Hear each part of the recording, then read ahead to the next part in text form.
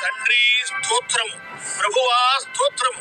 నా బ్రతుకు railway station ఎందే తెల్లవార వలసి ఉన్నదో.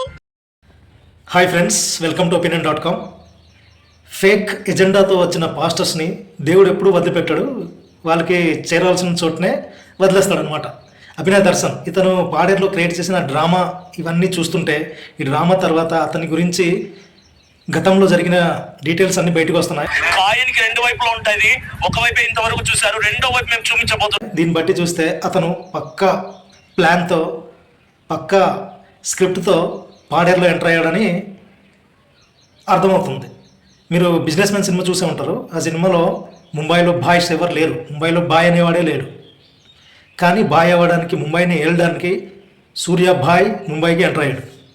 అతను ప్రిపరేషన్ ఎలా ఉంటుంది, ఎవరితో ఎలా డీల్ చేయాలో ముందుగానే ప్రిపేర్ అయి ఉంటాడు.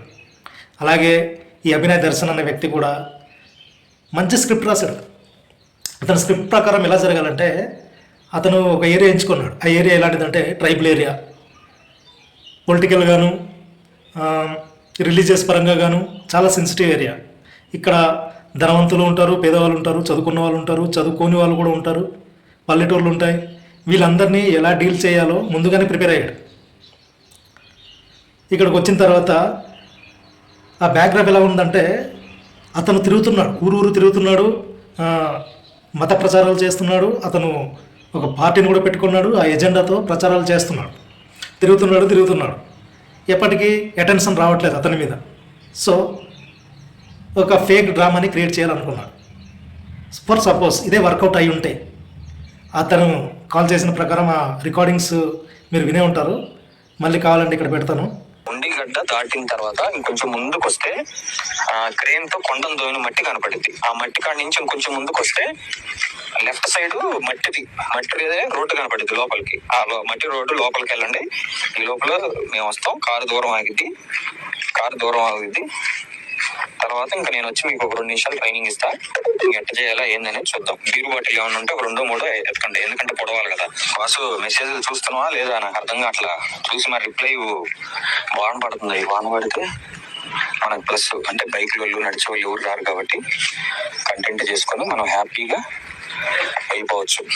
అతను కొంతమందికి కాంటాక్ట్ చేసి వాళ్ళకి డబ్బులు ఇస్తానని చెప్పి ఒక డ్రామా క్రియేట్ చేయడానికి అతను కారు నుండి బయలుదేరాడు. మధ్యలో ఒక బ్రూటల్ అటాక్.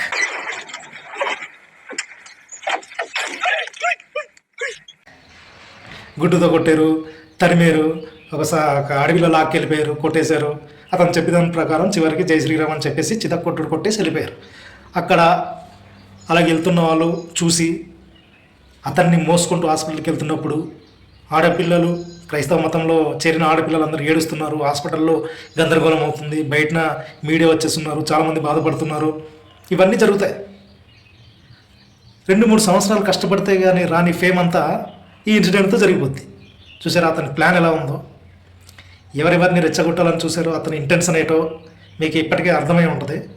సో ఇది చాలా చాలా ఇంపార్టెంట్ కేసు, చాలా ప్రమాదమైన ప్లాన్ అనమాట.